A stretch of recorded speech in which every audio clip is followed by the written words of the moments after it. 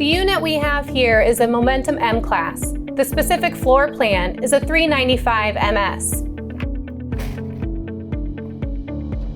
Hi, I'm Natalie with Grand Design. So as I said, this is a 395 MS. Now, today we want to feature some of our specific layouts within the 395 MS, including the entertainment center. It has a couple of options and floor plan layouts that are unique to a toy hauler.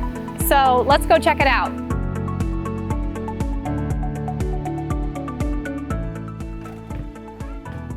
All right, let's check out this entertainment area. As you can see, we have an L-shaped sofa.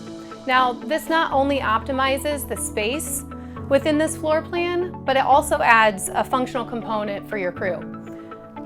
This section right here pulls out for an extra sleeping space. And then this area can be stored in your 14-foot garage to my right. And then over here, you'll see we added the option of a super sofa. So within this floor plan, the option is this super sofa. Typically in a standard, this area right here would be your theater sofa and seating. And then over here to my right would be the freestanding dinette and chairs.